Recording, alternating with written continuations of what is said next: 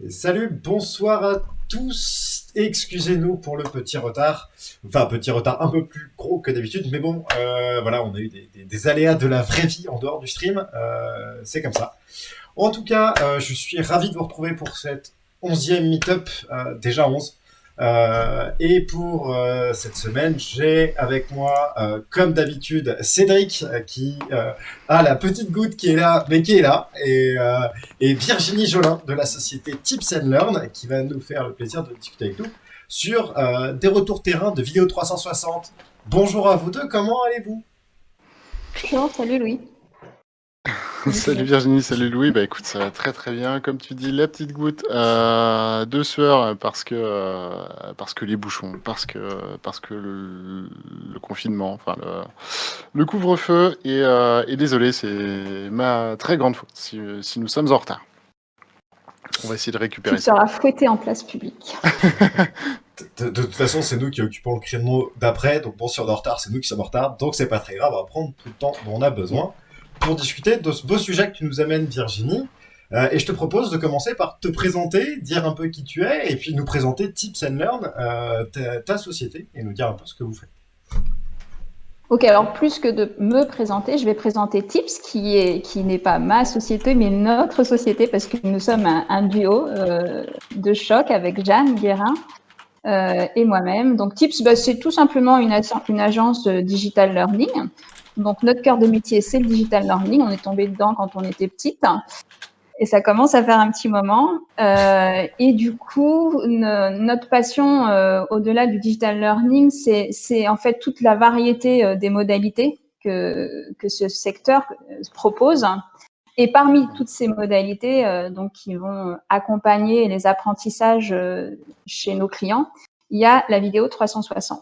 Voilà. Donc nous, on s'est focalisé dans tout l'univers XR, on va dire. On s'est focalisé sur la vidéo 360 pour des raisons historiques, parce que c'est ce qu'on a commencé par faire dans l'univers XR, et puis parce que Jeanne venant du cinéma, tout ce qui est tournage nous touche particulièrement, un peu plus que la 3D et la VR. Voilà.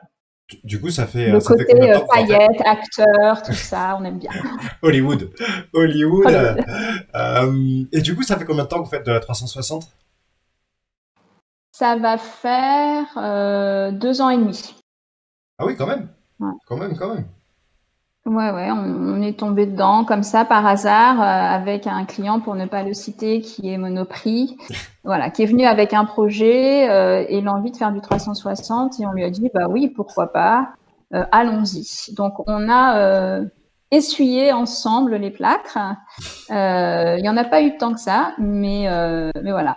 Donc l'idée aujourd'hui, c'est vraiment de partager avec vous en fait ce vécu à travers les expériences qu'on a pu mener avec nos clients. Donc, ce vécu d'un projet en 360 degrés, en immersif, pour deux raisons. D'une part, parce qu'on est plutôt dans le partage, et je trouve que le monde de la formation se prête bien à l'idée de partage. Et puis, en second lieu, parce qu'on considère que c'est une modalité qui est encore assez récente, encore innovante et récente.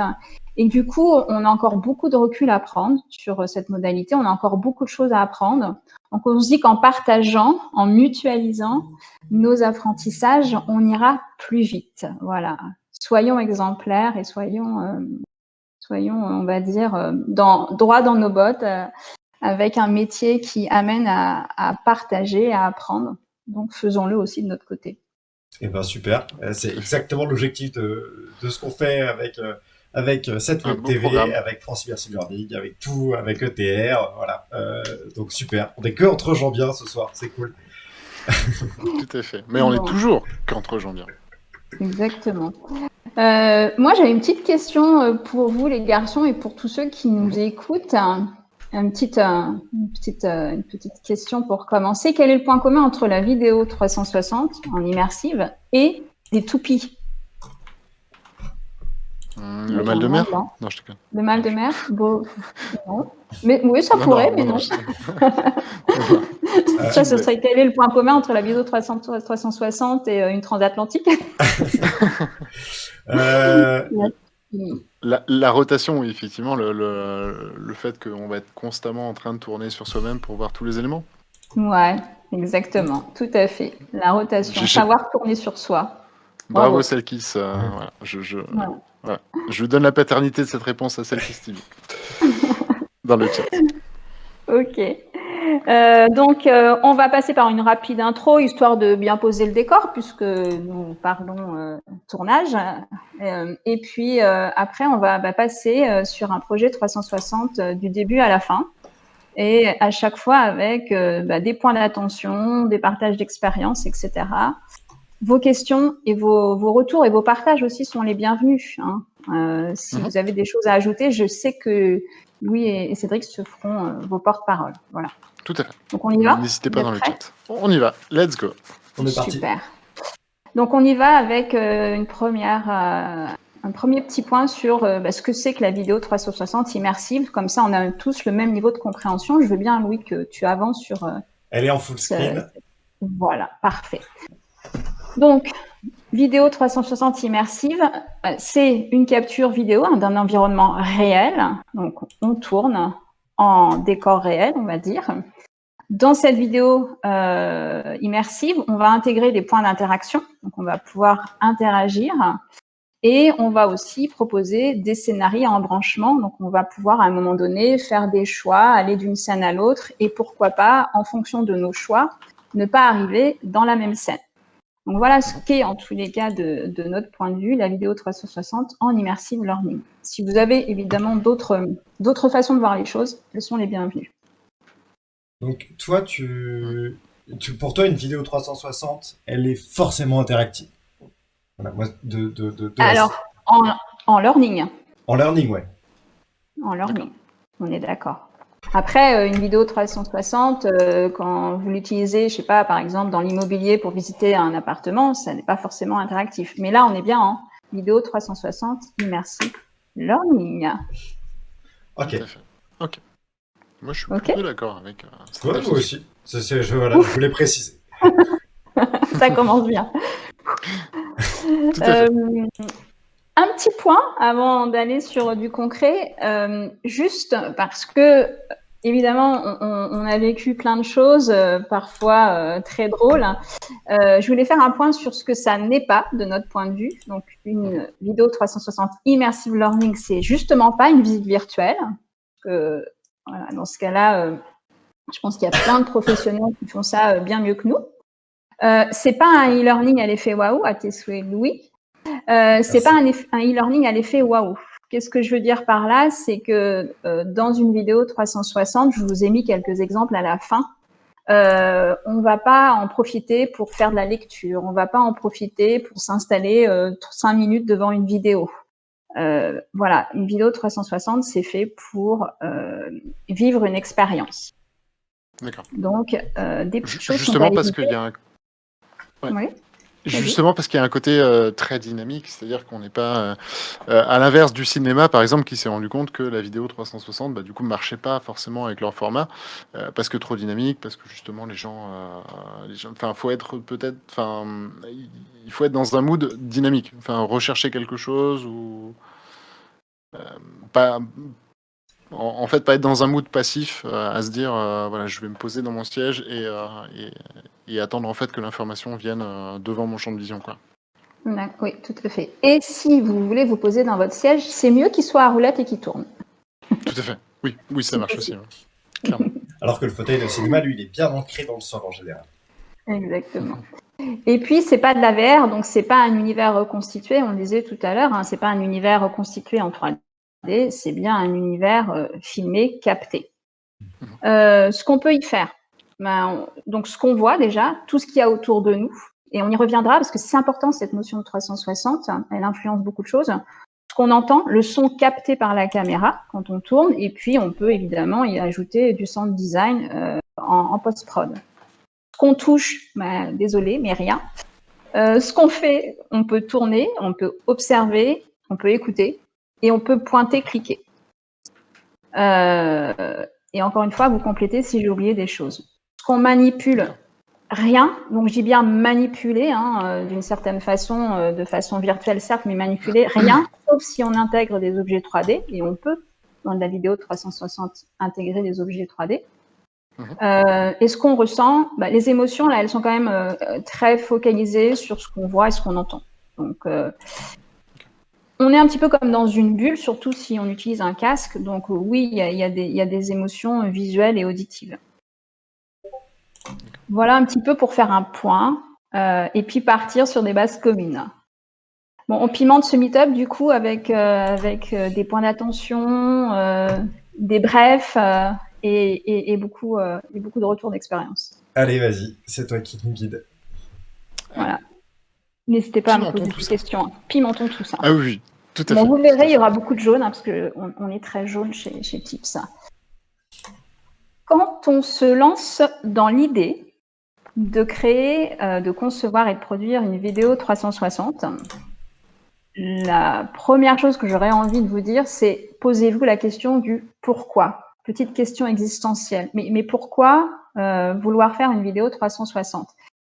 C'est pas innocent parce que ça nous est arrivé, je ne citerai personne, de partir sur des projets avec des clients sur des vidéos 360 et finalement d'en conclure qu'un e-learning aurait été tout aussi bien, voire mieux. Ouais. C'était pas le bon format. Ouais. C'était pas le bon format, exactement. Donc, quand vous posez cette question, posez-vous la question de savoir si vos apprenants, ils ont besoin d'être immergés dans un environnement. Voilà, un peu en mode simulation. Simuler, par exemple, un projet qu'on va faire dans pas longtemps, par exemple, simuler des problématiques de sécurité à vélo sur la route. Est-ce que vos apprenants, dans leurs apprentissages, ils vont avoir besoin d'observer, par exemple, des process métiers? Et je dis bien des process métiers, pas des gestes métiers, mais bien des process, et vous verrez tout à l'heure pourquoi. Est-ce qu'ils ont besoin d'explorer, par exemple, dans une phase d'onboarding, voilà, l'espace dans lequel ils vont évoluer professionnellement parlant, pour des expériences de merchandising, par exemple? C'est ce qu'on avait fait avec Monoprix la première fois. On a travaillé sur des problématiques de merchandising. Donc là, on a vraiment besoin d'explorer et d'observer l'univers dans lequel le client évolue, par exemple. Est-ce qu'ils ont besoin d'être sensibilisés? Pareil, il y a des problématiques de sécurité, de prévention, où là, du coup, l'image et cet environnement 360 donne beaucoup de réalisme et du coup peut générer des prises de conscience. Est-ce qu'ils ont besoin de se mettre à la place d'eux, par exemple, dans un parcours client? Voilà. Si vous répondez oui à une ou plusieurs de ces questions, il y a en effet de grandes chances que la modalité 360 soit la modalité appropriée à votre projet. Et ça, c'est vraiment important. Parce qu'un 360 immersif, pardon, je ne sais pas, j'ai fait des bêtises, un 360 immersif qui finalement n'a pas lieu d'être, c'est assez déceptif. Oui, puis en plus à ce moment-là, on a toujours l'éternelle question de mais pourquoi vous n'avez pas fait un MOOC? Et là, on a raté la cible, quoi. Et c'est dommage parce qu'on a mis du temps, de l'énergie, des idées, des bonnes, des mauvaises dans le projet, et on passe à côté. Alors que moi, j'aime bien ta petite checklist. Vraiment, je la trouve pertinente parce que c'est et tu l'as dit, c'est souvent quelque chose qui est complètement oublié. Et alors, je me permets de poser une petite question. Comment est-ce que tu fais pour amener ça à tes clients? Parce que je suppose qu'il y en a qui doivent débarquer et ils te disent ouais, moi j'ai une super idée, je voudrais faire une vidéo sur ça et je la voudrais comme ça. Comment est-ce que tu fais pour un peu les asseoir autour de la table et dire bon, attendez, on va regarder un peu. Alors quand on fait ce questionnement, déjà ce qu'on a vécu il y a 3 ans et ce qu'on vit aujourd'hui a beaucoup évolué. Il y a 3 ans, très honnêtement, la première fois, on ne s'est pas posé ces questions-là. Donc, c'est bien pour ça que je les partage avec vous et que j'essaie de faire gagner le temps qu'on a perdu au début. Et puis, au deuxième projet, on se les est posés. Mais là, il se trouve que le client avait déjà pris sa décision et que c'était irrévocable. Donc, on n'a pas pu faire grand-chose malgré toutes les alertes, les warnings qu'on a envoyés. C'est terrible, c'est terrible d'entendre ça. C'est terrible, mais en même temps, on peut le comprendre. Encore une fois, c'est encore très nouveau, donc on a le droit à l'erreur. Nos clients ont le droit à l'erreur. Mais oui, c'est ça. On va dire que c'est frustrant parce qu'on les voit aller dans le mur et on peut rien faire. Mais aller dans le mur façon de parler. On va dire que Bien sûr. voilà. Et puis après, au fil du temps, on a été de plus en plus entendu en fait par nos clients qui déjà commencent à s'y intéresser beaucoup plus. Pour certains, ce sont pas leur première expérience. On a aussi des clients avec qui on travaille depuis longtemps, donc qui nous font confiance et qui du coup, quand on les alerte, nous écoutent. Mais voilà, ça mûrit. On sent que ça mûrit. Après, la maturité, elle est à différents niveaux selon vos interlocuteurs. Donc, en tous les cas, ces questions-là, elles sont à poser et elles sont à se poser. Mais du Ça, coup, c'est sûr. est-ce que tu dirais que c'est plus facile pour toi de travailler aujourd'hui, au-delà du retour d'expérience et l'expérience que vous avez accumulée chez Tips, est-ce que les clients sont aussi plus prêts à entendre qu'il y a des contraintes, qu'il faut poser le truc, que c'est pas aussi simple que ce qu'ils Oui. ont envisagé? Oui et non, finalement. Oui, pour certains, non pour d'autres. En fait, il y a vraiment encore de la maturité à acquérir et je viens de le dire, elle est assez inégale. On a encore eu le cas il n'y a pas longtemps avec un client qui nous dit, voilà, on a un projet, on veut faire de la vidéo 360. Mon premier réflexe, je dis, ok, mais vous êtes posé les bonnes questions? Il dit, oui, c'est vrai, tu as raison. Il me dit, en effet, on va le faire. Et lui était convaincu qu'il fallait le faire. Et puis, une partie de l'équipe qui avait probablement plus le lead a dit non, on fait de la 360, c'est comme ça, et on y va, et on se pose pas les questions. Donc, voilà. Là, on avait dans une même entreprise 2 niveaux de maturité différents. Donc, il y a encore des clients comme ça. Enfin, Oui. alors quand je dis ça, c'est pas un jeu, mais c'est vrai que je vais en profiter juste pour faire vraiment une petite aparté, parce que c'est vraiment quelque chose. Déjà, bon, il y a une notion qui pour moi, et c'est au travers de consortiums comme Make Sense ou Tech for Good, qui diffusent vraiment cette image. N'allez pas dans la tech si effectivement vous ne répondez pas à cette simple question du pourquoi. Pourquoi vous feriez effectivement une vidéo 360? Pourquoi? Enfin, voilà, c'est impossible pour vous. Et surtout, j'ai envie de vous dire, si vous êtes client et que vous allez voir des sociétés comme Tips, c'est pour aller chercher du conseil. Venez pas avec votre mallette en fait, en vous disant, enfin, c'est bon, je sais tout, j'ai tout compris, j'ai besoin de ça et pas sortir du cadre. À mon sens, ça n'a pas justement vraiment de sens. Si vous allez voir des experts, c'est pour avoir des conseils et laissez-les vous conseiller. Enfin, moi je dis ça parce que j'ai aussi ce problème-là dans le développement, que ce soit dans le monde du web ou dans le monde de la XR ou dans le monde. Enfin, des clients arrivent avec un besoin et la première chose qu'on vient faire, c'est de déconstruire ce besoin pour essayer de leur expliquer que la plupart du temps, ils n'ont pas forcément super tapé juste et c'est tout à fait normal. Ça n'est pas eux qui ont l'expertise. Voilà. Donc, je pensais que ce monde était un petit peu révolu en 2020, c'est-à-dire que maintenant, quand on approchait une nouvelle techno, on avait tendance à... Parce que le monde du web, en fait, c'est une catastrophe, tout le monde a l'impression de le maîtriser, donc ils arrivent tous avec leur truc, moi j'ai besoin de ça, j'ai besoin de ça. Dans la XR, c'est vrai que, on voudrait voir un petit peu autre chose, c'est-à-dire que c'est nouveau pour vous, et c'est normal, quand vous faites appel à des experts, écoutez-les, quoi. Enfin, voilà, c'était juste la petite aparté que... Surtout que parfois, on va leur dire, mais écoutez, là, un e-learning suffirait et en plus, ce sera moins cher. Ouais, complètement. C'est-à-dire que vous allez dans leur sens vraiment du besoin, enfin, Oui, vous allez dans le sens de l'entreprise, quoi. C'est on normal. joue notre rôle de conseil. En fait. Et là, normalement, ils sont contents. Non, des fois, ils ont vraiment envie de faire de la 360. Mais en même temps, je les comprends, c'est tentant. Oui, Mais, tout à fait. voilà, on a tous envie de se lancer un jour, en fait. Et, parfois, on se dit, bon, allons, on y va quand même. En tous les cas, là où il faut leur reconnaître quelque chose, c'est que c'est aussi grâce à ces clients qui osent y aller qu'on peut faire avancer le schmilblick. Tout à fait. Ça, par Donc, contre, ça c'est indéniable. Et oui, loin de moi l'idée de dire, du coup, n'y allez pas. Mais juste, c'est vrai que il y a toujours ce petit côté frustrant quand on est expert, consultant, enfin voilà, qu'on nous démarche pour se faire consulter. Et puis finalement, en fait, on roule un petit peu sur l'expertise de la personne qu'on a en face pour dire, voilà, moi finalement, je veux ça et c'était déjà préconstruit. On me dit hashtag coup de gueule dans le chat. Non, c'est pas un coup de gueule. Non, du tout. C'est vraiment quelque chose en fait que moi j'ai toujours trouvé un petit peu dommage parce que en vrai, les gens payent cette consultation, payent cette expertise, et donc c'est toujours dommage de pas en profiter, quoi, tout simplement. Louis, on commence par la fin. Allez, on commence par la fin. C'est bon, Le Virginie. déploiement. Alors pourquoi commencer par la fin, c'est-à-dire par le déploiement? Voilà, vous avez conçu, produit, monté votre expérience en 360 et vous déployez. Mais en fait, si on commence par le déploiement, c'est que justement, toujours au démarrage de nos expériences, on ne s'était pas posé la question du déploiement avant et ça nous a joué quelques tours. Donc, pour vous éviter ça, on va partager un petit peu ce que ça peut impliquer de ne pas se poser cette question dès le début. Première question, quand vous allez commencer à réfléchir à tout ça, c'est est-ce que mes expériences ou mon expérience, je vais la mettre à disposition en auto-formation auprès de mes apprenants, mes collaborateurs?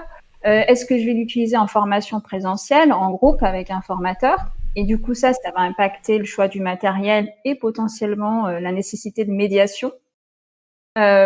Deuxième question, c'est est-ce que je vais lire ces expériences, enfin les mettre à disposition sur casque, sur téléphone ou sur PC? D'ailleurs, si vous voulez, sur la chaîne, vous postez vos préférences. Je ne vous donnerai pas la mienne parce que ça va être hashtag coup de gueule numéro 2. Bon, si, allez, on en fera un petit tout à l'heure. Ah bah si, il faut. Vas-y. N'hésite surtout pas, Virginie, vraiment. Bon, alors moi, le PC, ça me fait frémir.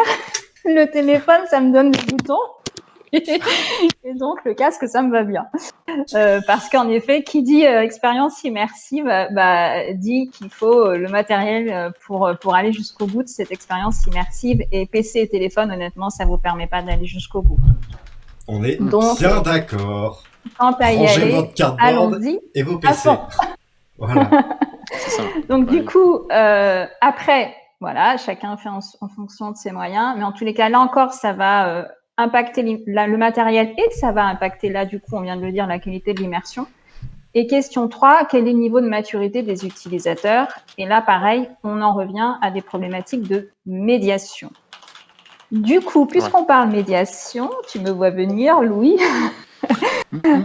Vous êtes des pros de plein de choses en XR chez I2L, mais la médiation, franchement, je ne connais pas mieux que vous. Donc, est-ce que tu pourrais nous en dire 2 ou 3 mots, s'il te plaît, parce que ça me semble important. Moi, j'aime bien déjà le point de départ de dire on commence par la fin. Ça peut sembler assez étonnant pour beaucoup de gens, mais en même temps, si on n'a pas pensé le déploiement, et c'est ce que tu disais, hein, si on n'a pas pensé le déploiement et l'usage dans la vraie vie, on a un joli contenu avec un joli casque et on ne sait pas bien quoi en fait.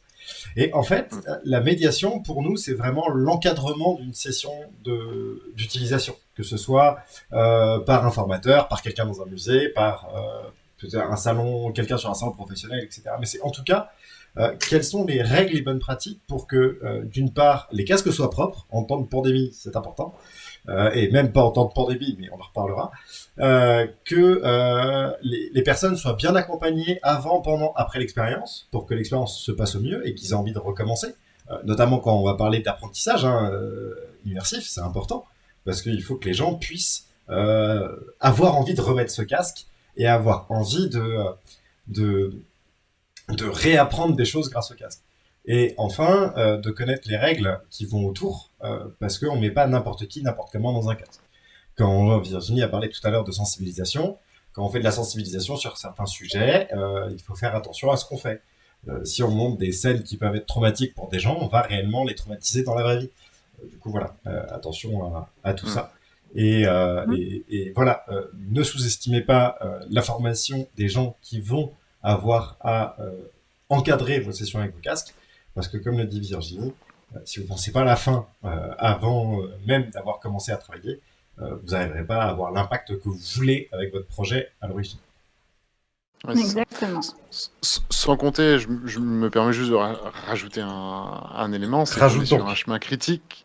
C'est qu'on est sur un chemin critique lors de la fin du projet et que il n'y a rien de plus frustrant que d'avoir son projet et de ne pas pouvoir le déployer. Et c'est généralement une phase en plus où le client est extrêmement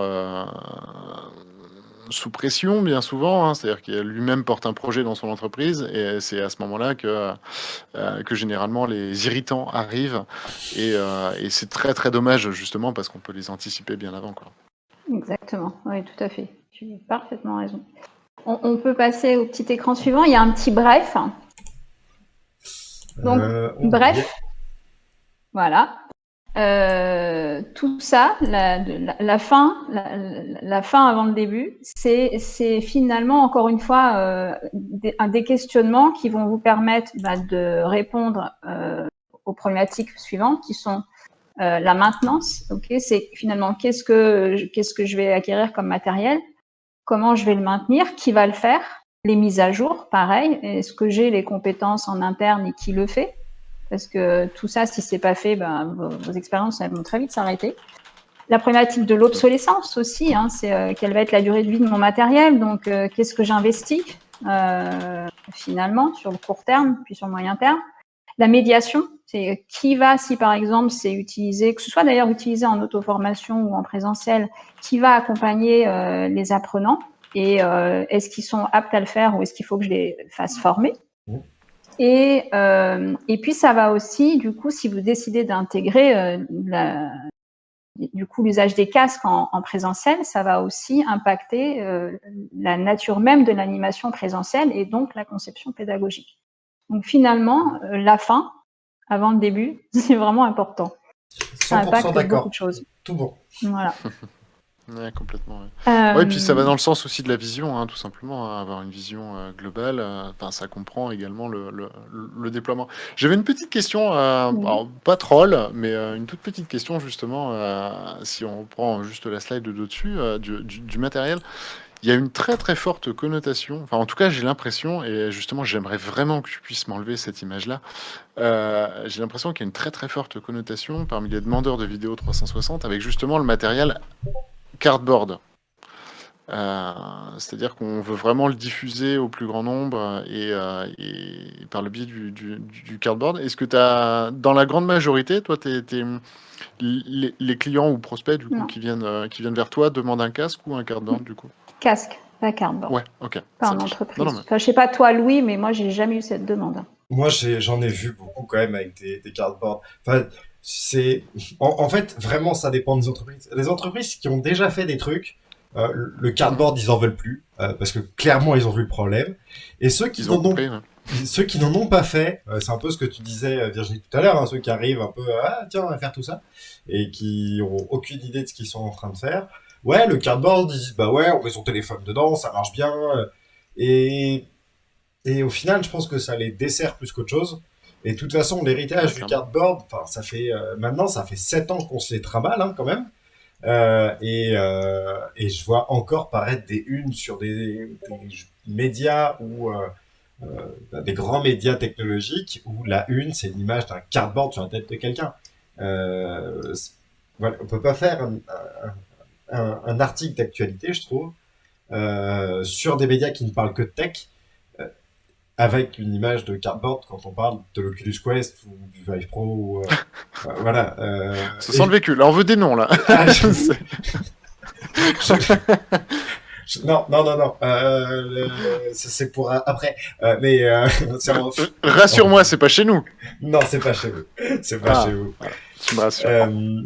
Mais voilà, on en voit et malheureusement, on en voit encore trop. Et vraiment, si vous devez retenir un truc, là, de tout ce qu'on dit sur la vidéo 360, ne faites pas de cardboard. Voilà, ça tape des boutons à Virginie. Moi, ça me fait sortir de mes gonds. Toi, je sais pas ce que ça fait, mais voilà, ça nous rend pas bien les gens qui font de la tech en face, quoi. Ouais. Je crois que le seul avantage du cardboard, c'est que c'est écolo, mais c'est vraiment le seul avantage que je vois. Ouais.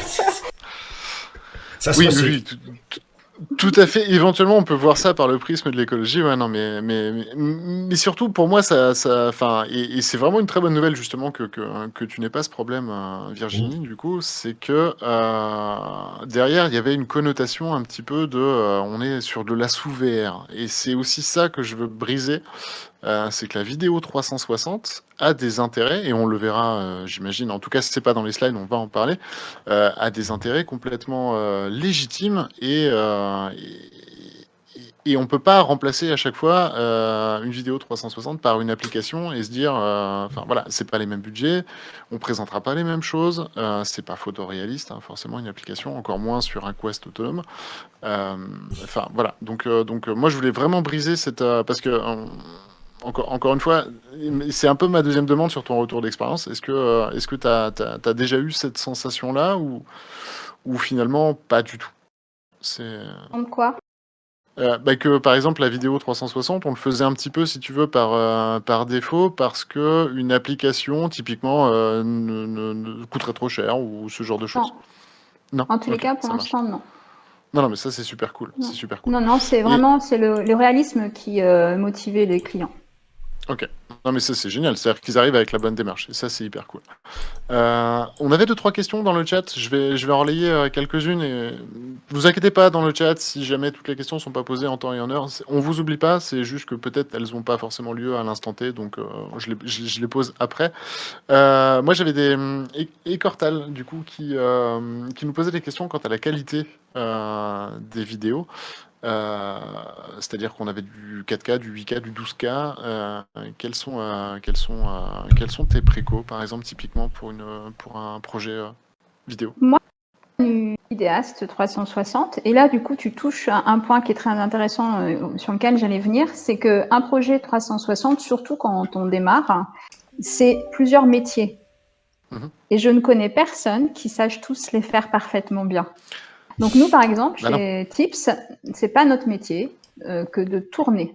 D'accord. On va écrire, on va faire tout le design, etc. Mais manier une caméra, c'est pas notre métier. Donc, quand on fait des expériences 360, on a un partenaire qui est Reality, que je salue, avec lesquels on travaille depuis le début. Ils savent très bien faire ça, ils savent faire d'autres choses, pas que ça. Mais en tous les cas, voilà, faire des tournages avec le bon matériel, avec le bon cadreur, entre guillemets, et ils savent le faire. Et donc, on travaille tout le temps avec eux parce qu'on sait que la qualité sera au rendez-vous et c'est important. Parce que alors, une vidéo 360 de mauvaise qualité, c'est même pas envisageable. Un cauchemar. Et oui, je suis d'accord avec toi. Juste pour préciser, à titre d'information, dans un Quest 2, plus de 8K, ça sert à rien, c'est pas décodable. Et le format classique, si on passe par des applis en ligne, ça va être 4K. Voilà, pour donner un petit point Oui. technique. Oui, parce qu'avec ça, on augmente la taille des bus aussi de transfert de vidéos et autres. Effectivement, tu soulignais l'encodage. Bah oui, il faut avoir la puce qui va aller décoder du 12K à l'heure actuelle. Je sais même pas s'il y en a en mode autonome qui Non. le font. Okay. Je crois que le Snapdragon 888 s'arrête à 8K si mes souvenirs sont bons, et c'est déjà ça. énorme. Et puis le poids. Derrière des images. Enfin, une vidéo 8K, faut se trimballer. Il faut pas que la vidéo fasse plus de 5 minutes, sinon c'est une catastrophe. Georgine, en moyenne, elles font combien en termes de poids, les vidéos que tu fais? Honnêtement, je m'en rappelle. J'ai pas ça. Je pourrais vous dire, nous, on essaie de limiter ça à 10 minutes et c'est aussi des batailles, on va dire, avec nos clients. C'est-à-dire qu'on voit vraiment une expérience de plus de 10 minutes. Je commence aussi à m'arracher les cheveux. Et de nouveau avoir des boutons. Ah bah non. Non, faut pas faire ça. Bah si.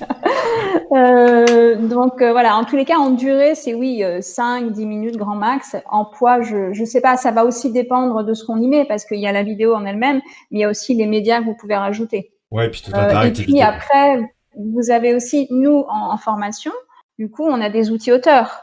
Et ces outils auteurs, ils vont aussi aller compresser en exportant le livrable, ils vont aller le compresser. Donc il y a tous ces paramètres-là. Je pourrais franchement pas rentrer dans le détail. Ça fait longtemps que j'ai pas regardé ça en détail. Je dois dire que je m'y intéresse plus parce que voilà, maintenant ça roule, on a l'habitude, on a nos repères, donc je regarde plus trop ça. Mais en tout cas, j'aurais des milliards de questions. Pour le chat et pour YouTube, allez pas commander de la vidéo en 12K ou je sais pas combien de K au-dessus. Ça ne sert à rien parce que déjà vos casques pourront pas les lire. Et de deux, si vous passez par des outils auteurs ou avec Tips par exemple, qui va eux utiliser un outil auteur où vous livrez une vidéo, vos casques ils décoderont pas au-dessus de 8K max 8K. Donc tourner en 8K, c'est très bien, pas au-dessus. Enfin pas aujourd'hui en tout cas. Ouais, tout à fait. Non, clairement. Et je disais, oui, non, j'aurais des milliards En fait, les sujets de la vidéo 360, moi, je l'ai perdu un petit peu de vue au moment où je me suis mis à faire de l'application. Et c'est vrai que j'ai tellement à rattraper sur ce domaine qui a, bien sûr, comme tu le soulignais, a beaucoup évolué, hein, clairement, en 3 ans. Et notamment, enfin, je me posais des questions. Tu disais du coup qu'on pouvait rajouter des modèles 3D et du coup potentiellement interagir avec. De... Enfin, est-ce qu'on peut potentiellement interagir avec, par exemple? Oui, on peut Comment ça le doit se passer? manipuler, le tourner et interagir D'accord. avec. Oui, tout à fait. En fait, les outils auteurs maintenant l'intègrent. Alors, il y a pas 36 outils auteurs hein, sur le marché. Nous, on utilise Uptail et SpeederNet. Hein. Après, chacun a des fonctionnalités intéressantes et différentes. Mais en tous les cas, oui, on peut modéliser, par exemple, des objets en 3D et les intégrer dans une vidéo 360 qui va permettre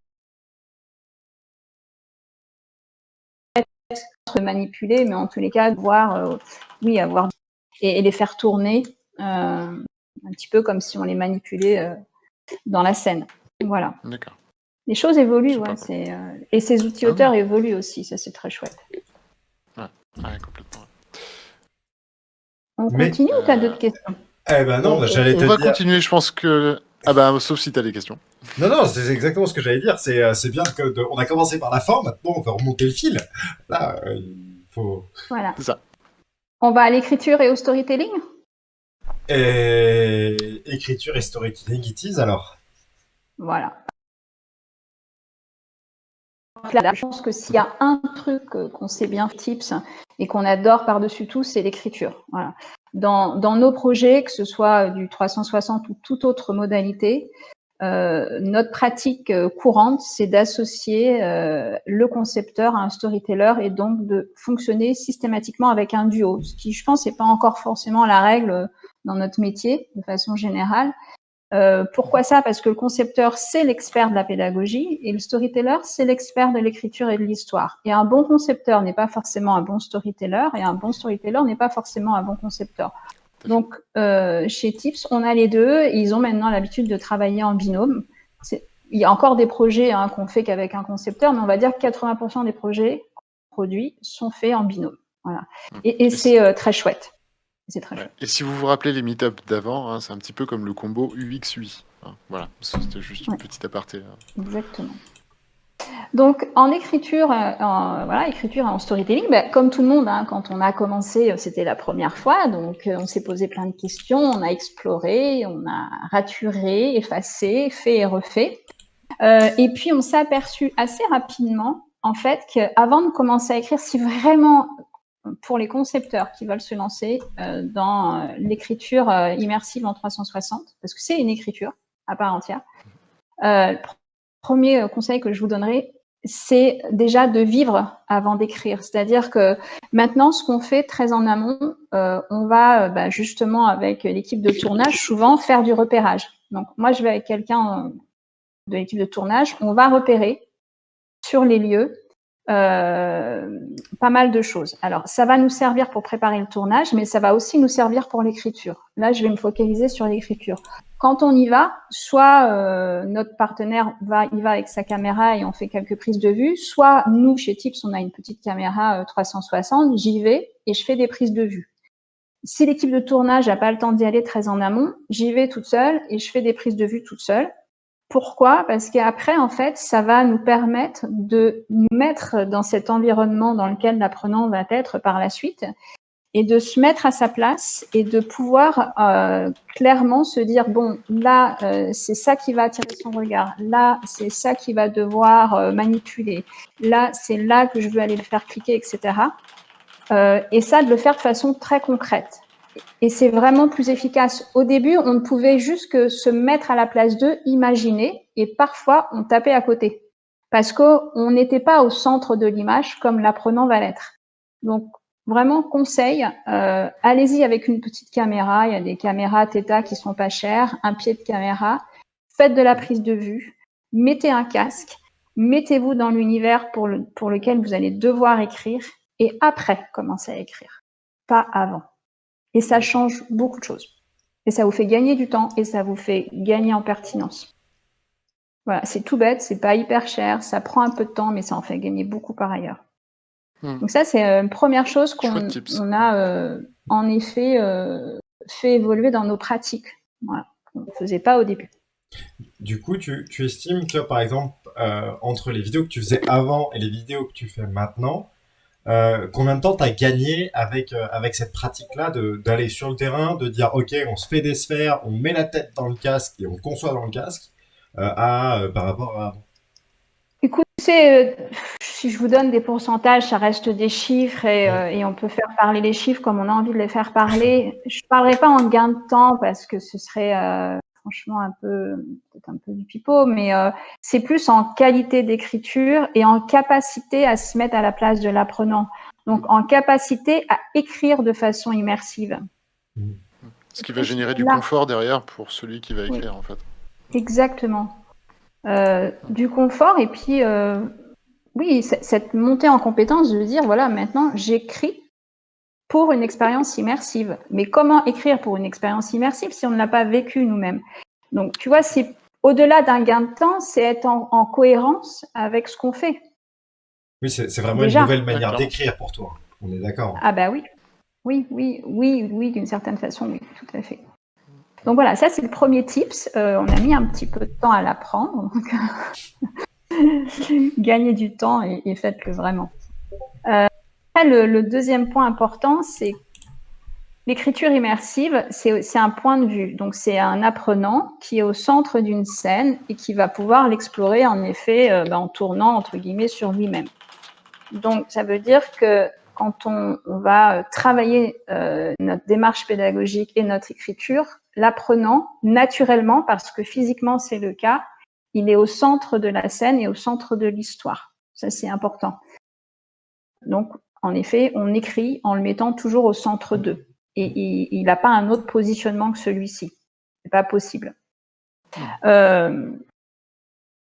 Quand je dis écrire à la première personne, c'est ça en fait. C'est que l'expérience, elle est vécue par l'apprenant. Elle n'est pas vécue par un personnage qui serait par ailleurs dans la scène. Donc, il faut partir de ça. Voilà.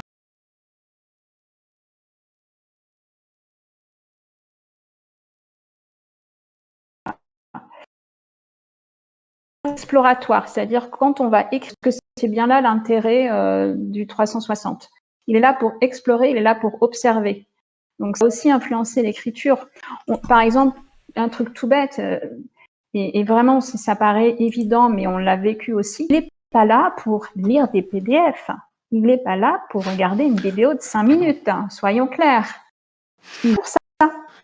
Oui, donc, dans les ressorts pédagogiques, on les utiliser.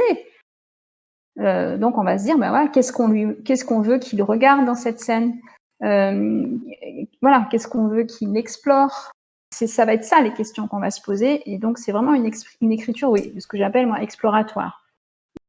On va guider à travers des actions, des mots, à aller voir quelque chose, puis autre chose, etc. Puisqu'on parlait de guider, l'apprenant qui est au centre de cette scène, on peut le guider soit avec des visuels, soit aussi avec un autre être humain. Parce que, pareil, dans la vraie vie, quand vous êtes dans un endroit, vous n'êtes pas tout le temps seul. Donc, on peut, et nous, on l'a souvent fait, utiliser des acteurs.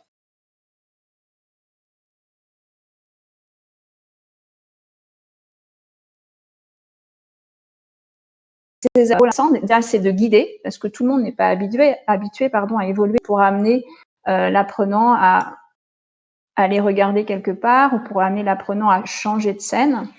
Ça, c'est déjà intéressant. Ça peut se faire de façon très subtile. Il va être là aussi pour interpeller, par exemple, pour attirer l'attention. Naturellement, les apprenants, au début, ils n'ont pas le réflexe de regarder tout autour d'eux. Ils vont avoir une vision à peine 180. Du coup, nous, les acteurs, on va aussi les utiliser pour obliger l'utilisation de vision à 360, de cette exploration à 360. Voilà. Et puis après, de façon naturelle, il va être là pour informer, pour surprendre, pour émouvoir, etc. Soit on utilise des acteurs, soit on utilise, comme on peut le faire de façon traditionnelle, des collaborateurs, pourquoi pas, ou des formateurs. On va vraiment travailler avec toutes ces configurations-là, acteurs, collaborateurs, formateurs, et on a fait jouer toutes ces personnes dans nos vidéos. Ok. J'imagine que le son aussi peut avoir son importance dans le storytelling, clairement. Oui, tout à fait, complètement. et- Tu as raison de le souligner. Et, Ça et- peut et en attirer ça, l'attention. ouais, complètement. Ben, en fait, ça dépend de la qualité du son et je rebondis un petit peu sur le meet-up d'avant. Est-ce que tout ce qui va être son binauraux, par exemple, ce genre de choses, est-ce que vous les incorporez dans les vidéos? Peut-être pas encore. Est-ce que c'est une évolution future, par exemple? Ouais, c'est une évolution future.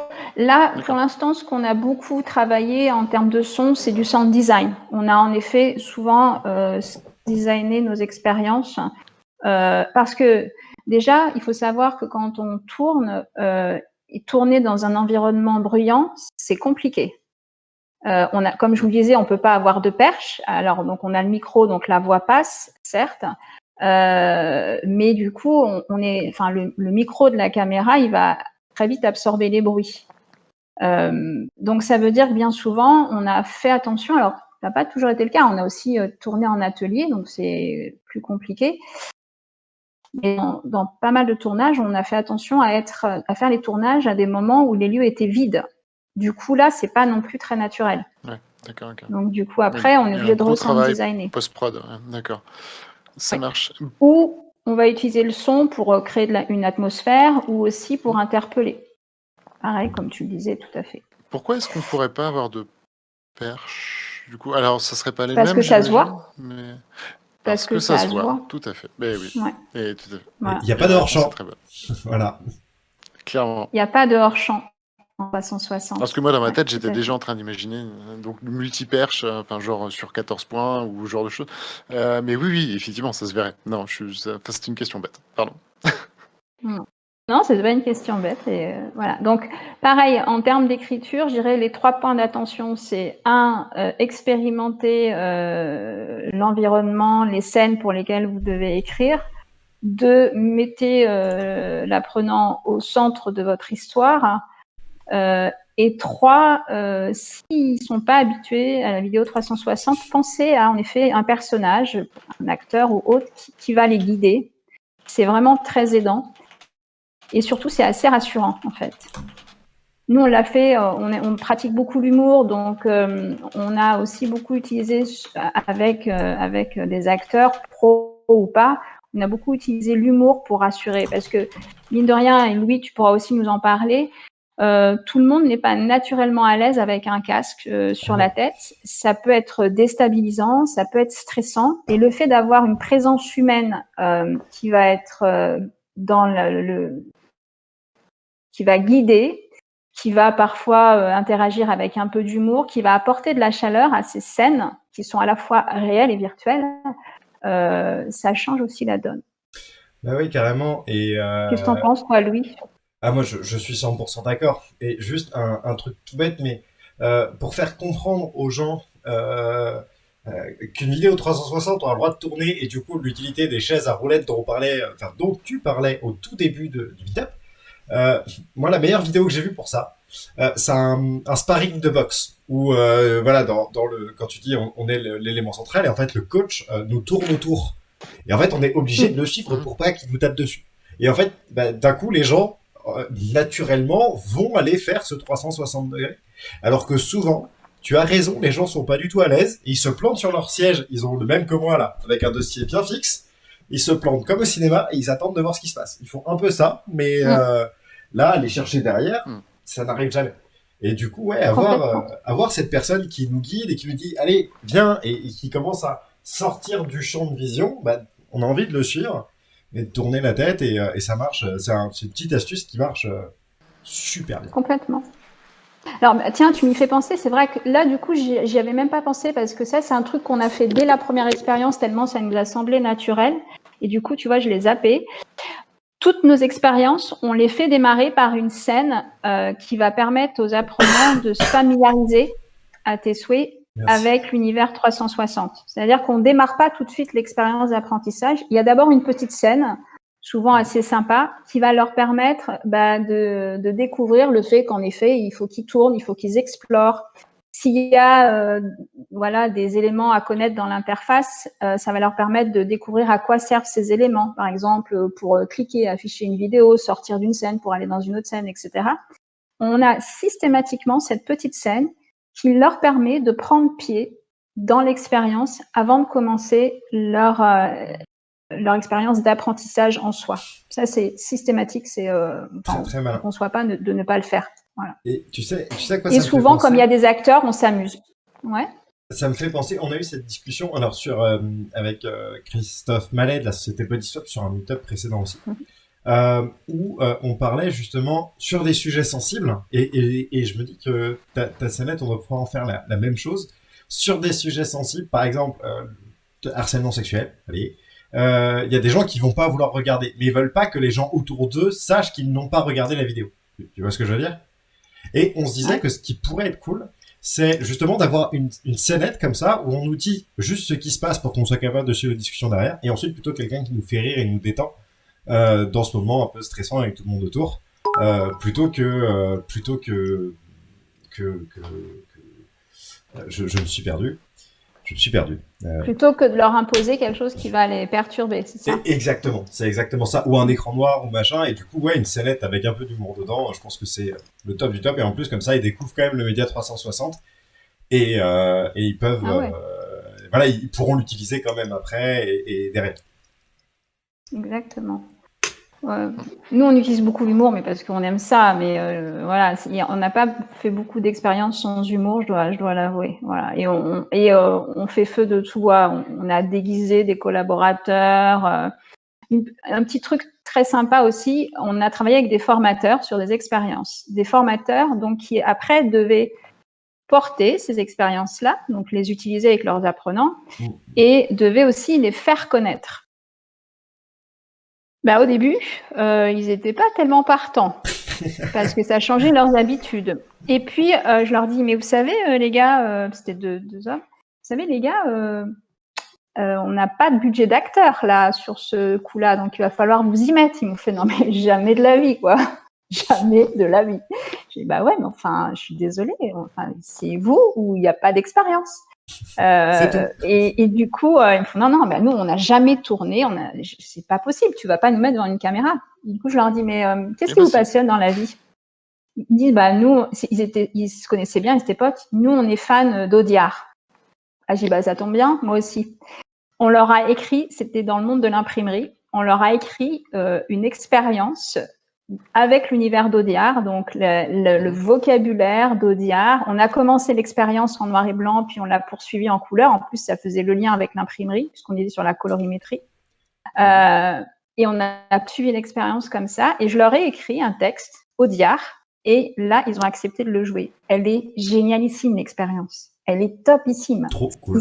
Ils étaient déguisés avec les costumes noirs, le chapeau et tout. Ils sont mis dans le rôle. Mais franchement, je leur ai dit, mais sérieux, quel dommage si vous ne l'aviez pas fait. Ouais. Voilà. Et du coup, là, j'imagine. ils étaient embarqués. Ouais. D'ailleurs, petite question, je rebondis sur les vidéos que tu fais. Est-ce qu'elles sont toutes en mode privé ou est-ce qu'il y en a certaines qu'on peut... Parce que j'imagine qu'il y a certaines vidéos qui ne peuvent absolument pas être rendues publiques. AGFOS PME avec qui on a travaillé, les a peut-être rendus publics, je ne sais pas. J'avoue que ça devait être le cas. C'était prévu comme ça, mais je ne suis pas sûre qu'il l'ait fait. En tout cas, s'il y en a qui sont publics, on les mettra dans le replay YouTube sous la vidéo. On mettra les liens pour que vous puissiez aller voir le travail de Virginie. Ouais, je demanderai. Je vais envoyer un petit mail à GFOS PME pour voir s'ils en ont mis en grand public. Je vous tiendrai au courant. Les autres, non. Malheureusement, toutes les autres, c'est pas le cas. Ouais, tout à fait. Donc voilà un petit peu pour l'écriture. Donc le dernier truc, c'était celui que je viens de partager avec vous, c'est initiez toujours vos expériences avec une petite scène qui va laisser le temps et l'opportunité aux apprenants de se familiariser avec ce fonctionnement en 360. Ne les balancez pas tout de suite dans cette situation d'apprentissage sans prendre ce temps-là avant. D'accord. C'est une scène qu'ils peuvent switcher, donc s'ils connaissent par cœur, voilà, ils sautent la scène, ils vont tout de suite à la première scène qui va leur permettre de rentrer dans le vif du sujet, mais si c'est pas le cas, ils l'ont à portée de main. On passe à la suite. Yes. Préparation. Alors, pour faire du tournage 2D et du tournage en 360, je pense, mais tu me diras aussi ce que tu en penses, Louis, qu'il y a plus de préparation pour tourner en 360 qu'en 2D. Le scénario, c'est classique, on le retrouve dans les deux cas, rien de différent. Les dialogues, typiquement, moi j'ai le sentiment en fait que en tant qu'acteur ou qu'intervenant dans une vidéo, quand on va jouer, il faut être il faut connaître ses dialogues, il faut on a alors déjà la mentorisation, je sais pas pourquoi, mais je trouve qu'elle se voit beaucoup plus vite, et puis les prises de vue, elles sont moins fluides à répéter. Du coup, moi, je sais que sur un tournage 360, je fais travailler beaucoup plus les acteurs en amont. Je leur demande de bien connaître leur texte et on fait un filage, alors que c'est quelque chose que je vais pas forcément faire sur des tournages classiques parce que voilà, on coupe, on reprend, ça va vite, c'est simple, on s'y retrouve. C'est beaucoup moins fluide quand on est en tournage 360 parce que déjà, quand vous êtes en tournage 360, en fait, il faut que vous alliez vous cacher. Il faut être derrière quelque chose, il ne faut pas qu'on vous voit dans le champ. Vous êtes avec votre petite tablette, votre petit casque, et puis c'est parti, on tourne, on reprend, etc. Donc c'est assez pénible en fait de faire 50 000 prises. Ce qui est beaucoup moins le cas. Hein. Ouais, exactement. Je ne sais pas toi ce que tu en penses. C'est intéressant que tu partages aussi ton expérience avec nous, Louis. Bah, moi, je peux que être d'accord avec toi en fait. Et en gros, pour ceux qui ont jamais fait du tournage 360, c'est beaucoup plus proche du théâtre que du cinéma. Dans le sens où il n'y a pas de pause, il n'y a pas de hors-champ. On voit tout le temps ce qui se passe. Alors qu'au cinéma, c'est la magie du cinéma, et c'est pour ça que c'est un art à part entière, parce qu'on peut cutter les images et les monter différemment. Et donc, on a des libertés pour reprendre assez facilement. Alors que sur un 360, ce qu'il faut vous dire, c'est que si vous avez une vidéo de 5 minutes, qui est tout dans la même pièce, avec les mêmes personnes, et que c'est que des entrées-sorties, on doit prendre toute la prise d'un seul coup. Et elle doit être bonne. Sinon, on n'arrive pas à arriver à un résultat qui ressemble à quelque chose. Et c'est là où, quand Virginie dit, la moindre hésitation se voit beaucoup plus, parce que effectivement, elle va créer une rupture dans le flot de parole, au même titre que là, quand moi je vais buter sur un mot, que je vais chercher mes mots en ligne, vous le voyez tout de suite. Parce qu'en fait, je peux pas m'arrêter, et je peux pas cutter. Et ben la vidéo 360, c'est exactement la même chose. Donc oui, il y a un plus gros travail sur les acteurs. Il y a un plus gros travail de préparation et il faut absolument répéter dans vos espaces parce que vous allez devoir avoir ce jeu d'entrée et de sortie qui est beaucoup plus important que sur une 2D où sur une 2D à la limite on a un plan de tournage, on dit ok, tu vas te poser là-bas, et toi tu rentres d'abord puis ensuite quoi. Exactement. Et ça, si on ne le fait pas, ça nous est arrivé sur des tournages où les acteurs qui n'étaient pas des acteurs pros, hein, donc je veux dire, c'était tout à fait compréhensible qu'on ait ces situations-là. Leur texte n'était pas parfaitement su, mais pour plein de bonnes raisons. Hein. C'était des gens qui étaient travaillés sur site, etc. Ils n'avaient pas que ça à faire. De 7 jours de tournage, on est passé à 8. Ça a des conséquences sur un budget, par exemple, et sur une orga. Voilà. Et côté post-prod, du coup, comment ça se travaille une vidéo 360 Est-ce que ça peut justement se cutter? Jusqu'où est-ce qu'on peut aller en fait dans le côté récupération d'erreurs potentielles et on sait aussi, est-ce que ça a complètement disparu là, le côté il y a toujours un liseré réunification en fait des deux caméras fisheye du coup j'imagine que ça c'est quelque chose qui techniquement a disparu. Les Stitch, c'est ça? Oui. Oh ouais, maintenant c'est super propre. Hein. Voilà. Tu vas avoir encore des petits défauts quand tu n'es pas à bonne distance de la caméra. Et j'allais y venir d'ailleurs par rapport au plan de tournage. Mais Louis, tu peux peut-être, si tu as des choses à rajouter sur la question... De la préparation des acteurs? Non, pour moi, ouais, vraiment, si je devais donner un conseil, c'est vous attendez pas à ce que ce soit facile, parce que ça ne l'est pas du tout. Et faire tourner des gens... non mais, Parce que faire tourner des gens qui sont pas des acteurs pour jouer leur propre rôle, bah, ça a l'air facile quand on le dit comme ça, et en fait, après, les gens sont pas dedans, ils y arrivent pas. Typiquement, savoir regarder. Carglass. Ouais, c'est ça, c'est Carglass. Carglass, ça marche pas. Carglass. Et encore Carglass. Et en plus, c'est des bush. Non, mais- Pardon. En plus, ils regardent la caméra, au moins dans Carglass. Tu vois, ils ont un regard franc sur la caméra. Quelqu'un qui ne regarde pas la caméra en vidéo 360 alors qu'il est censé vous parler, mais ça se voit, c'est incroyable. Le décalage que ça va créer, Oui, et ça c'est vous pas éjecte. naturel.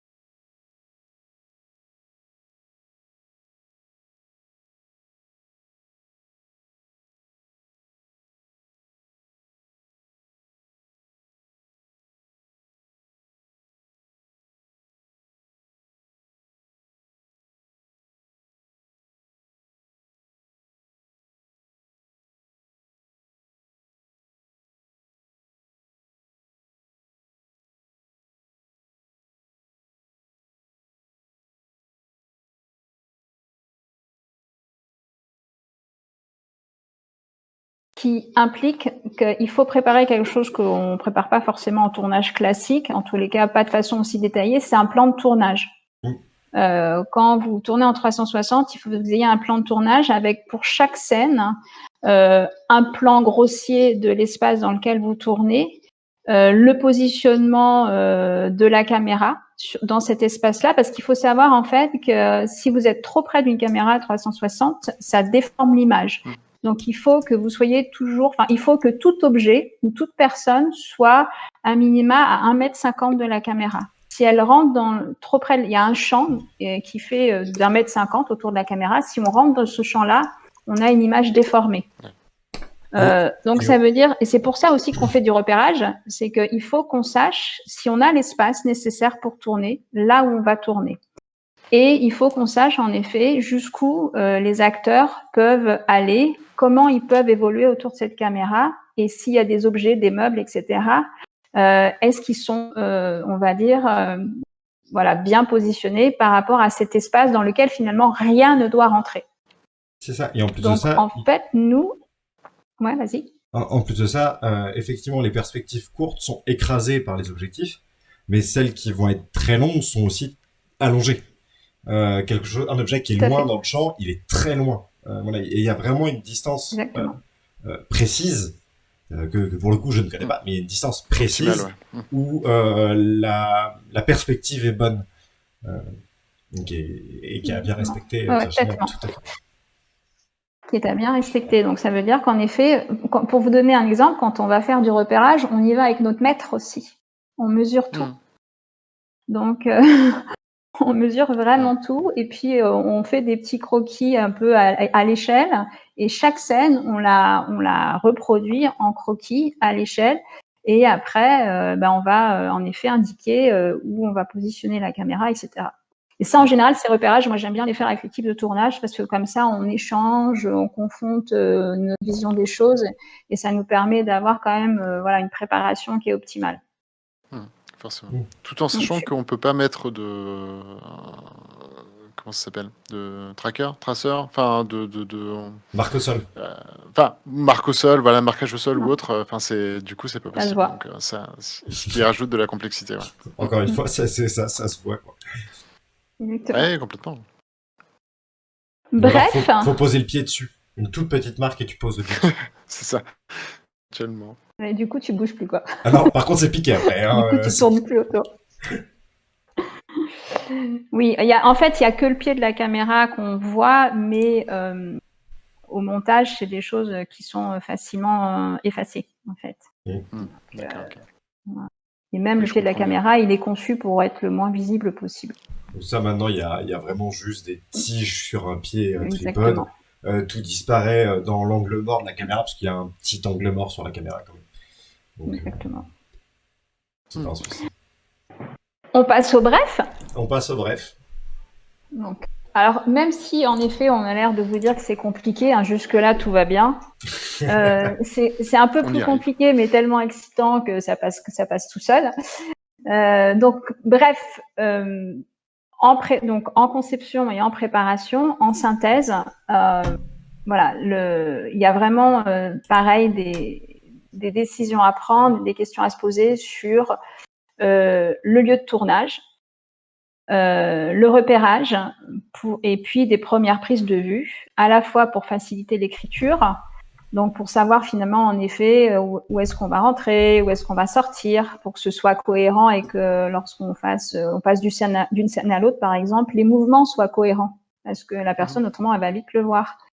Quelle est l'ambiance sonore pour le jour du tournage, s'assurer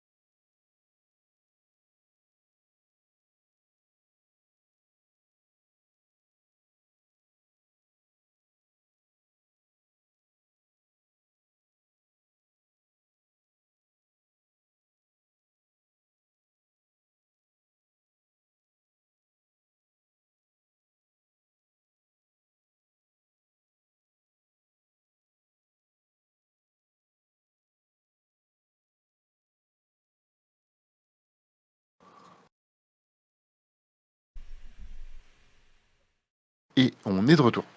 On est de retour. Oui, donc je disais, le repérage, c'est aussi donc pour évidemment savoir dans quel espace on évolue et être sûr qu'on a l'espace nécessaire.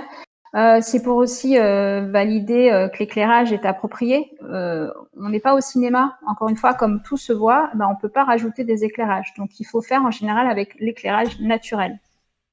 Donc tout ça, il faut le valider avant. Et puis, comme je le disais, bien valider en effet les personnes que vous allez faire intervenir, que ce soit des acteurs, des formateurs ou des collaborateurs, et bien les préparer. Ça, c'est vraiment important, on l'a évoqué. Et enfin, toujours dans la préparation et la conception, bien choisir le concepteur et le storyteller. Et encore une fois, si c'est pas des pros de la vidéo 360, c'est pas très grave parce qu'il faut bien commencer un jour. Mais du coup, soumettre leur production à quelqu'un qui a quand même plus l'habitude, ça peut éviter quelques mauvaises surprises. Donc voilà, c'était le bref. Clairement. Oui, vas-y. Et du coup, j'ai juste me permettre une petite question. Est-ce que vous faites des vidéos, par exemple, 180 degrés, qui pour elles... D'accord, okay. C'est pas un choix... C'est pas un choix, ça c'est pas... pas présenté jusqu'à maintenant, mais non, on pourrait imaginer en faire. Je veux dire, si un jour ça fait sens, on le fera. Tout de suite une question de pertinence. En parlant d'ailleurs, on peut rester sur le bref avant d'aller voir un peu plus près le tournage. Il y a une autre petite chose que je voulais partager avec vous parce que on se dit, mais cette expérience 360, cet espace, qu'est-ce qu'on en fait? En effet, dans 90% des cas, on va utiliser cette modalité parce qu'on a un espace à explorer. Mais parfois, dans certaines scènes, on peut en effet n'avoir qu'à explorer qu'une partie de l'espace. Et du coup, il y a toute une partie de la scène qui ne sert pas momentanément. Alors, nous, on s'amuse parfois avec ça. Ça nous est arrivé dans une expérience, par exemple, de faire exprès d'avoir en fait l'équipe de tournage visible dans la partie qui était la moins utilisée et en fait de s'amuser avec ça. En fait, ça nous a donné l'occasion de présenter l'équipe parce que voilà, à un moment donné, si l'apprenant avait la curiosité d'aller voir un peu plus loin que là où on voulait l'amener, et ben on avait en fait tout d'un coup quelqu'un qui traversait le champ et on le présentait avec une petite étiquette qui le suivait en disant bah tiens ça c'est lui dans l'équipe il fait ça, etc. Donc c'était un petit truc, on le voyait pas, mais s'ils tombaient dessus, ça leur permettait de découvrir l'équipe et d'avoir un espèce de backstage qui était assez rigolo. Voilà, petit truc comme ça pour s'amuser de temps en temps avec une partie du champ quand elle est inexploitée. Comment est-ce qu'on appelle ça au cinéma? peut Tu être sais, sympa. les montages documentaires de comment est-ce que s'est passé la prod? Ah, Ah oui, oui, c'est vrai. Mince, tout d'un coup. ouais, comme ça, il n'y a pas que moi Les qui Je vais adapte. pas avoir le make-up, terme non plus. les making-up. Les making-of, c'est ça, tu fais ton making-of dans ton hors-champ, en fait. Ouais, exactement. Et Trop c'est bien. tout à fait ça. Tu fais ton making-up dans ton hors-champ et c'est rigolo. Voilà. C'est top. On va au tournage. On a déjà dit pas mal de choses sur le tournage. En effet, oui, micro de qualité. Alors, les micros sur la caméra hein, sont déjà très bons. Évidemment, on a aussi du micro-cravate, que ce soit de qualité. Pareil, on a appris ça avec l'expérience. Je vous le disais, quand vous êtes en tournage, vous êtes caché quelque part, des fois accroupi. Enfin, c'est pas toujours hyper. Un tournage 360, un tournage base, enfin, à la base, c'est sportif. Un tournage 360, ça l'est encore plus parce que des fois, on se retrouve dans des positions pas possibles. Donc, du coup, vous êtes caché. Vous ne voyez la scène que vous êtes en train de tourner que sur une petite tablette, donc c'est vraiment petit. Et vous avez en effet un casque pour écouter. Par expérience, écoutez avec attention et regardez s'il n'y a pas de défaut dans la scène en même temps. C'est une super occasion de louper quelque chose. Donc maintenant, nous, ce qu'on fait en général, le cadreur avec qui je travaille, Jules, il se focalise sur l'image et moi, je me focalise sur le son. Lui, il se focalise sur l'image parce que déjà, c'est son métier, donc il a quand même une certaine sensibilité. Et moi, je me focalise sur le son parce que dans la mesure où on a écrit en interne les dialogues, je les connais, donc s'il y a un truc qui passe pas, je vais rapidement le repérer. Mais j'ai arrêté de vouloir tout écouter et regarder en même temps parce qu'il se trouve que parfois, j'ai laissé passer des choses et quand on les récupère au montage, ben, c'est trop tard. Ouais. Donc, il ne faut pas hésiter à avoir un duo et que chacun se focalise ou sur l'image ou sur le son, mais pas de vouloir être partout à la fois. C'est vraiment pas une bonne idée. En 360, on oublie le zoom, comme tu le disais, Louis. Ce qui est loin paraît encore plus loin. Ce qui veut dire qu'à un moment donné, vous voulez vous rapprocher d'un objet, c'est une nouvelle scène et un nouveau positionnement de la caméra.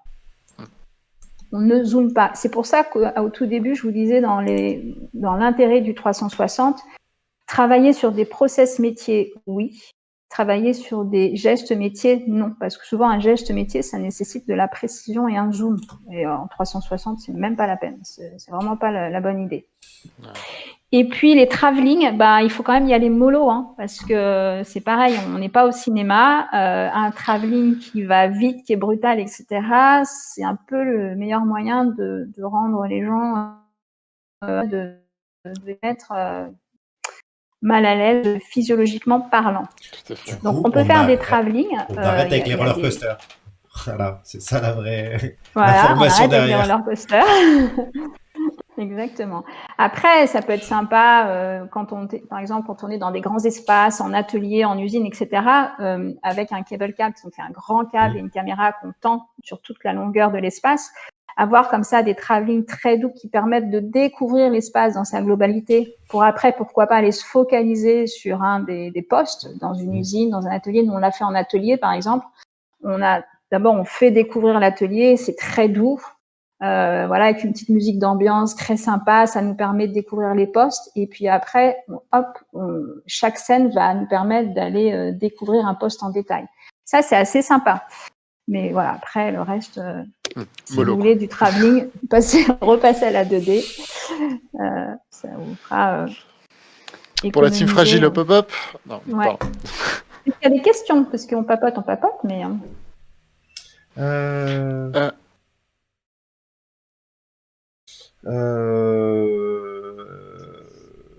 Il y a quelqu'un qui nous demande si les zooms existent sur les caméras 360. À ma connaissance, non. Non, Ouais. puis ça serait, imaginez les années de R&D, justement, on parlait de stitching, les années qu'il a fallu pour l'enlever. Ouais, non, on Non, oublie pour l'instant effectivement les zooms. ça n'existe pas. Donc c'est vraiment pour ça que, en fait, dès que vous voulez faire un focus sur une partie d'une scène ou un objet en particulier, ça devient vraiment une autre scène.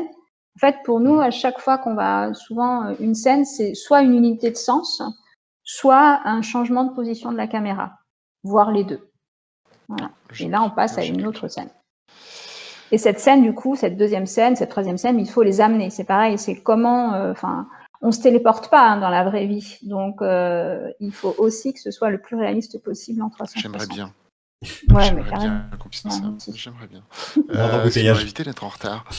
Voilà, c'est ça, ça m'aurait évité d'être en retard. Moi, j'ai une question du coup sur les vidéos 360. Il y a deux mondes du coup de vidéos 360, les stéréoscopiques et les non stéréoscopiques. Quel est le choix entre guillemets de prédilection? Est-ce que c'est plus compliqué typiquement sur de la stéréoscopie ou parce que là c'est principalement le matériel. Enfin, moi j'y vois principalement le matériel comme étant différent et c'est tout, mais peut-être qu'il y a des complications auxquelles on ne voit pas du tout. Nous, on a utilisé que de la non stéréoscopique. On n'a pas, pour D'accord. l'instant, on n'a pas switché de l'un à l'autre. Ok. C'est quelque Donc, chose qui par la il n'y a suite pas vous trop tenterait Bah, pourquoi pas? Ouais. En fait, tu sais, on s'interdit rien et puis surtout les choses évoluent, donc on évolue aussi avec elles. Et puis, pareil, encore une fois, ça va dépendre du besoin, de ce qu'on veut Tout à fait. produire, réaliser, etc. quoi. Ok. Donc, Ok. on va pas. Ça marche. C'est ce que je disais au début, l'apprentissage, il est permanent et qui plus est avec cette modalité où voilà, on a encore plein de choses à tester. Ce serait Ah oui. présomptueux de dire qu'on a tout testé. Hein. Beaucoup de veille techno, j'imagine, Beaucoup. pour Ouais. justement checker. Et justement, moi j'avais une question. On se projette dans 3 ans. La vidéo 360 pour toi, c'est quoi? Qu'est-ce qui aura changé? Bah, Petite moi, question. oui, tout à fait. Ce que j'aimerais, d'ailleurs, on aimerait bien pouvoir faire un projet comme ça, c'est en fait de mélanger de la 3D, comme je le disais, à de la vidéo 360. Parce que ce qui peut être aussi un peu frustrant, c'est que dès qu'on a un casque sur la tête, on a envie, au-delà d'aller pointer / cliquer, on a envie d'aller un peu plus dans une espèce de pseudo-manipulation. Et du coup, c'est vrai que j'aimerais bien tenter, on l'a pas fait, hein, honnêtement, on n'a pas encore eu le projet qui nous a permis de le faire, tenter ce mélange vidéo 360 et objet 3D. D'accord, une hybridation, un mélange des genres qui permettrait d'avoir le meilleur des deux mondes, enfin dans l'idéal quoi. Okay. Dans l'idéal. Pour toi, ce serait vraiment ça, voilà. On se projette, l'avenir finalement de la vidéo 360 devient un hybride et on profite du meilleur des deux mondes quoi. Bah oui. Ça pourrait être super cool. Ce serait l'idéal parce que, pareil, moi, ce que je reprocherais à des expériences VR, à moins qu'elles soient de très grande qualité, et ça coûte très cher, c'est que souvent on a des expériences avec un graphisme qui est de qualité très moyenne. Quand c'est le cas, moi je suis pas convaincue, l'immersion j'ai du mal. En plus esthétiquement parlant, ça me choque. Du coup là, imaginez avoir le réalisme de la vidéo 360 et toutes les possibilités qu'offre la VR, ce serait vraiment chouette. En fait. Ouais, complètement. Ce serait vraiment chouette. Ouais. À suivre. Oh, c'est super cool. Super cool. Oh, alors, je ne sais pas où on en est par rapport à la présentation globale. On en est au bref, c'est-à-dire synthèse sur le tournage. Ça roule. Et on arrive presque à la fin. Hein. Oui. Non, mais ça marche. Non, oui. Non, mais c'est pas... Parce que je garde ma question pour la fin. Alors. Enfin, une de mes questions. Ok. Donc, bref, le tournage en 360. Donc, c'est la slide suivante, Louis. C'est comme un tournage classique, mais avec les éclairages en moins. Donc, comme je vous le disais, voilà, on ne peut pas avoir des éclairages de cinéma pour ajuster l'intensité de la lumière, faire un focus sur quelque chose. Ça, c'est pas possible. c'est comme un tournage classique, mais avec la proximité en moins. Donc, comme on le disait, on ne peut pas faire des zooms sur un détail, par exemple, c'est pas possible. C'est une qualité audio à laquelle il faut être très attentif, en effet, parce que la caméra 360, elle va capter les bruits de partout. Donc, ça peut donner des choses particulières si l'environnement est très, très bruyant. Et puis, c'est comme un tournage classique, donc les zooms en moins, voilà. Donc, il y a des petites choses en moins, il faut les prendre en considération dans son écriture et dans ce qu'on veut faire ou ce qu'on veut faire ressentir à l'apprenant. Et dans les trucs en moins, moi j'aurais rajouté un truc, et je pense que tu seras d'accord avec moi, c'est on ne peut pas regarder en temps réel les rushs. Alors que quand vous faites une caméra classique, vous pouvez regarder à quoi ça ressemble. On le met sur un écran 2D, on peut avoir le rush pas monté, pas rien, mais ça fonctionne. Sur la vidéo 360, ça ne marchera que quand vous aurez mis votre film dans un casque. Sinon, vous ne verrez jamais le résultat, même intermédiaire, sans mettre de casque. Donc, complètement. Pour moi, c'est là toute la complexité, en fait, elle est là, parce que après une journée de travail, on a un peu tout staffé à l'aveugle, et puis à un moment, on met ça dans un casque et ça marche ou ça marche pas, quoi. Exactement. C'est pour ça, c'est ce qu'on disait tout à l'heure, c'est pour ça que la prépa est hyper importante. Et c'est pour ça que quand on tourne, alors on peut voir en fait les choses se passer en live sur la tablette, mais c'est pas une vue 360, hein, c'est un peu une vue 2D sur une des lentilles, une des caméras. Donc ça permet un petit peu de limiter les dégâts, mais du coup c'est pour ça qu'il faut être hyper attentif en fait à tout au moment de la prise de vue, parce que il y a déjà plein de choses qui nous échappent. Donc le peu qui nous échappe pas, faut pas le louper. Ouais. Et du coup, un petit outil qui pourrait être extrêmement pratique pour toi, du coup, c'est de pouvoir streamer dans le casque directement. C'est-à-dire que toi, ça te donnerait un poste de surveillance optimal. Ouais. Ok. Non. Voilà. Ceux qui bossent sur les transferts, sur les transferts de flux, ça doit pouvoir se faire. Par contre, pas sur du 8K pour l'instant. Mais par contre, attention, la compression avance très vite. Tu peux le downgrader parce que t'as pas besoin d'avoir des résultats super nets, mais je pense que, corrige-moi si je me trompe, Virginie, mais tu vas plus aller regarder justement tes profondeurs de champ, ta distance à la caméra, les entrées-sorties qu'elles soient bien cohérentes. Voilà, c'est ça que tu vas aller des choses à faire. Il y a un truc. Il y a un truc à faire avec l'algorithme. En fait, Carmack avait bossé sur un algorithme justement de sorte de load of details justement pour les vidéos qui en théorie va jusqu'au 16K sur un flux, donc sur une bande passante en fait qui serait dans le domaine de l'acceptable. Il y a peut-être un truc à creuser là, mais ouais, non, ça a l'air plutôt faisable en tout cas. Moi, j'avais une question que je pose que je pose régulièrement parce que effectivement, comme on l'avait évoqué tout en début de Meetup, qui dit nouveaux médias. Alors, il y a le client qui sait tout et voilà et qui veut pas d'un conseil, mais généralement, il est couplé de ce même client qui trouve tout trop cher ou pense connaître le prix ou pense en fait généralement les clients arrivent avec un besoin diminué parce qu'ils veulent un prix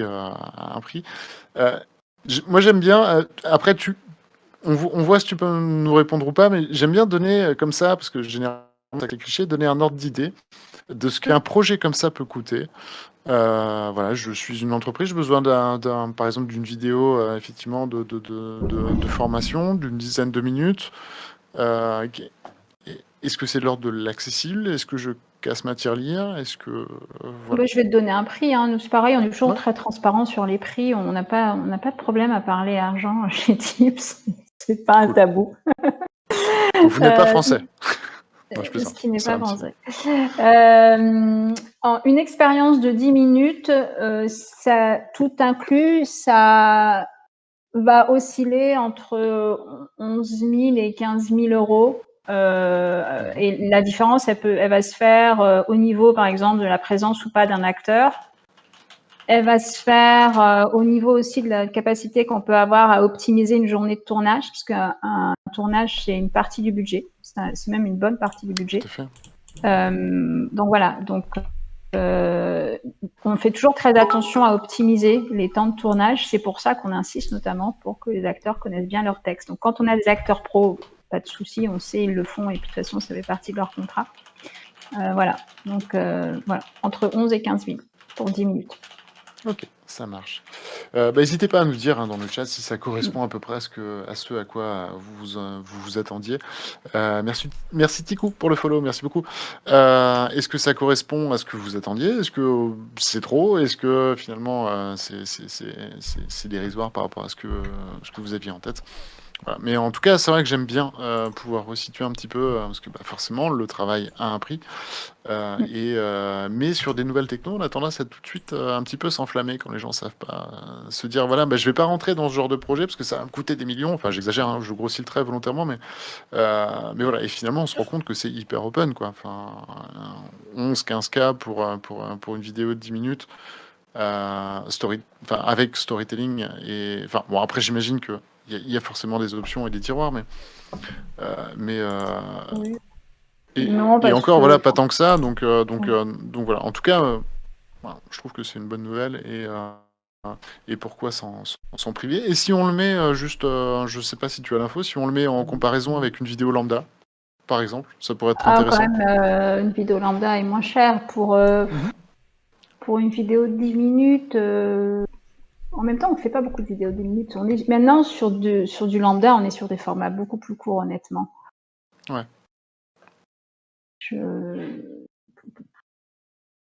Ouais, je sais pas, je dirais entre 7 et 10 000, tu vois. Mais vraiment, là, du coup, j'ai plus de mal à te le dire parce que des tournages des vidéos en production finale de 10 minutes, on n'en fait plus.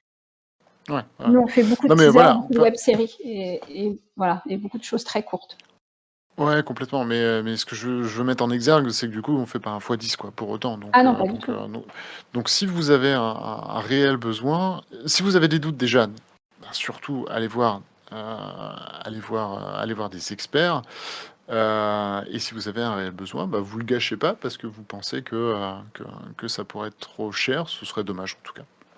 En toute transparence, ce qui est un tout petit peu plus cher, c'est le tournage.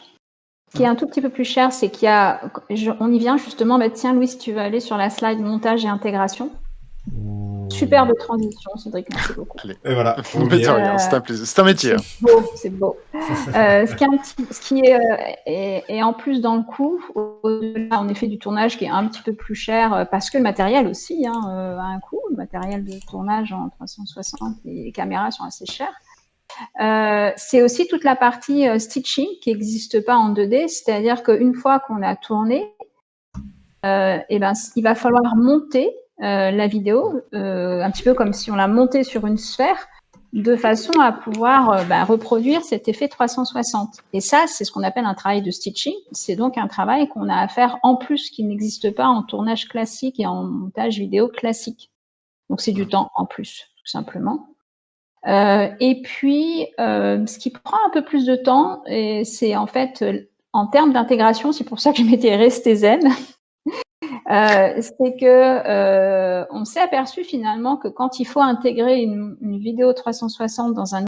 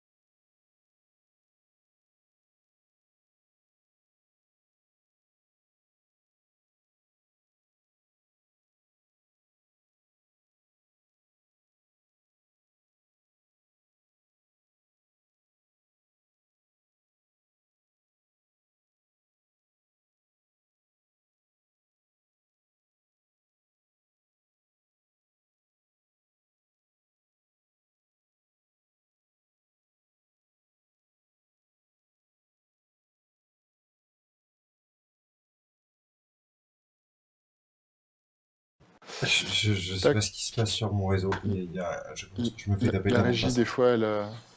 Hop, c'est bon, nous sommes en live. En tout Désolé. cas, on avait une question tout à l'heure de Selkis qui demandait, tu parles d'outils auteurs, de quels outils tu parles? Oui. Oui, je les ai cités, je vais en parler peut-être un peu plus. On travaille avec Uptail, Ouais. Uptale, et avec SpeederNet. Voilà. Donc, D'accord. ce sont vraiment les 2 outils auteurs phares sur le marché français. Et très complémentaire en plus.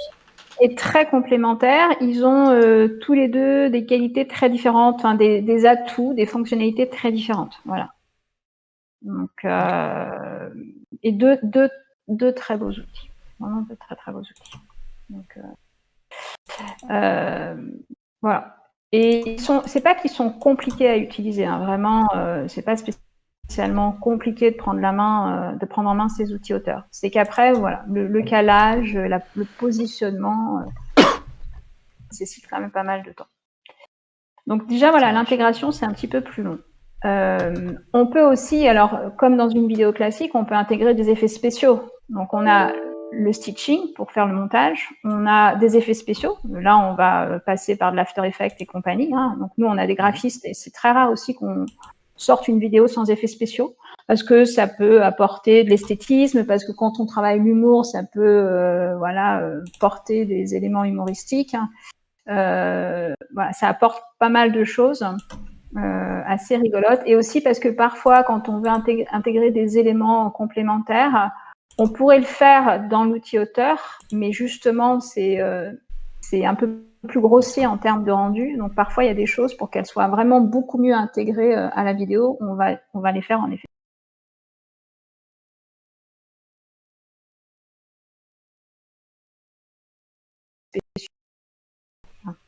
Et ça, c'est un choix final. Et puis dans la partie intégration, je vous ai mis quelques exemples. Il ne faut jamais perdre de vue la réalité. C'est-à-dire que quand on va intégrer des éléments dans une scène 360, il faut juste se dire si ça existerait dans la réalité. Donc, il faut faire attention à la nature des éléments qu'on va intégrer. Je vous disais un PDF. Vous êtes, je sais pas moi, dans un atelier, tout d'un coup, vous voyez un PDF apparaître devant vous. Bon, en vrai, c'est pas comme ça que ça se passe dans la vraie vie. Vous êtes dans un magasin et tout d'un coup, vous avez plein de panneaux qui vous entourent, qui vous encerclent, c'est un peu flippant. Et plein de trucs à lire, c'est pareil, dans la vraie vie, ça se passe pas comme ça. Alors, je rigole, mais je vais vous montrer quelques exemples, vous verrez. Ouais, c'est là où je disais, attention, c'est pas du e-learning, c'est de la vidéo 360 immersive. Donc ça, il faut y faire attention en phase d'intégration, enfin de conception et d'intégration. Et puis voilà, et puis faut pas négliger l'esthétisme. Enfin, nous là-dessus, c'est un truc, on est un petit peu casse-pied là-dessus, mais voilà, il faut. Oui, c'est ce qui fait. Il y a un esthétisme, voilà, il y a un esthétisme. C'est pas parce que c'est pas parce qu'il y a un effet waouh en termes de technologie et de rendu visuel qu'il faut négliger tout ce qui va avec en termes d'esthétisme, dans notamment par exemple les médias qu'on va intégrer. Les effets spéciaux qu'on va travailler, etc. Voilà. Ça aide vraiment à l'effet waouh.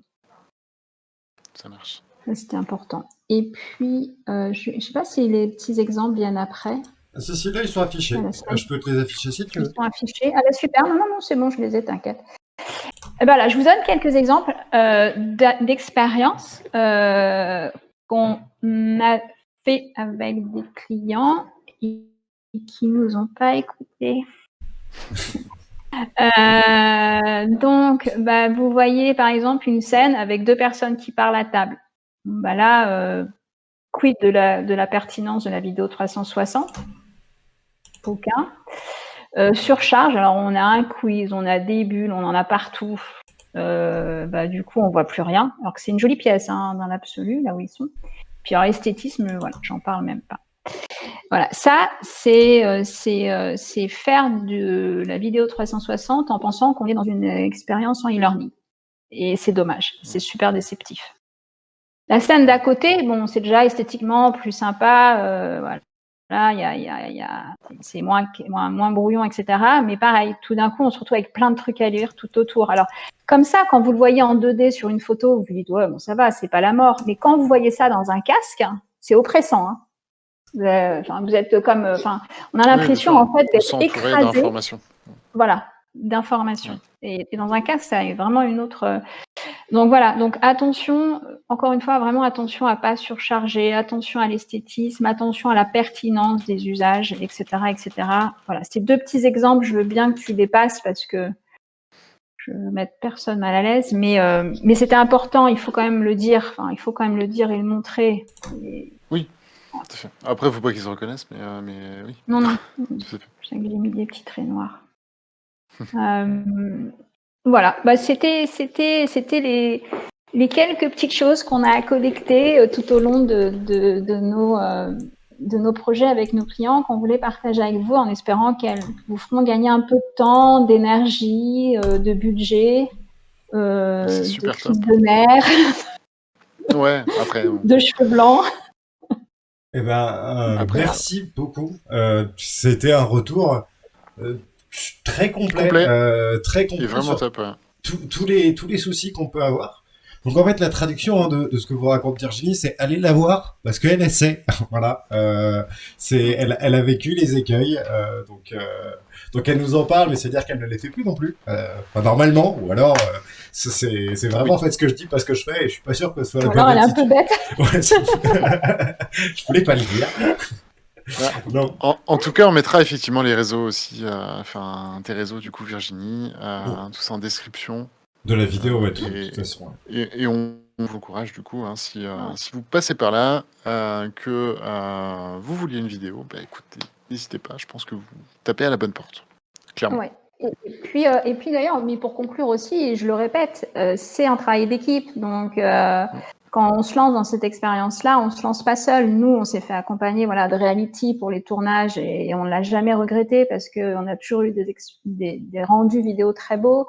On connaissait pas Louis et son équipe quand on a fait nos premières expériences. Autrement, on leur a demandé de nous accompagner sur la médiation, c'est sûr. Et maintenant, je pense qu'on ne conçoit pas un projet sans les mettre dans la boucle pour commencer par la fin avec eux. Voilà, donc c'est vraiment un travail d'équipe et c'est des compétences différentes qu'il faut agréger pour avoir le meilleur de la fin jusqu'au début, en fait. Ben ouais, on peut pas être expert de tout et Ça il faut marche. se répartir les tâches et c'est pour ça qu'on crée des collectifs et qu'on partage de l'information. Et ben en tout cas, Virginie, Exactement. merci beaucoup. Et partagez l'information. Bon, j'allais faire une transition sur partager l'information et l'émission juste après, mais vas-y. Commencez par partager cette vidéo, voilà, pour faire connaître le magnifique travail de Virginie, pour faire connaître la chaîne. Exactement. Venez nous rejoindre en live, voilà. Virginie, merci beaucoup de t'être prêtée à l'exercice, d'être venue jouer le jeu. C'était super sympa. Ouais, c'était très très cool. Et tu reviens quand tu veux, en tout cas. Tu es chez toi ici, et si tu veux revenir discuter avec nous, ça sera toujours avec plaisir. Les portes sont ouvertes. Avec plaisir, mais je pense qu'il y a plein d'autres personnes qui ont plein d'autres choses à raconter, donc voilà, je vais. Par contre, maintenant, je vais vous suivre. Ça marche. En tout cas, merci beaucoup, Virginie, encore. On vous dit à bientôt. Pour Twitch, restez avec nous parce que les news arrivent. Ça va être sport, mais ça va être bien. Donc vous inquiétez pas. On revient là après une très courte pause, vraiment très courte pause. On va chercher un verre d'eau et on arrive. À tout de suite. Ouais, mais le verre d'eau s'impose. Allez, à tout de suite tout le monde. Ciao.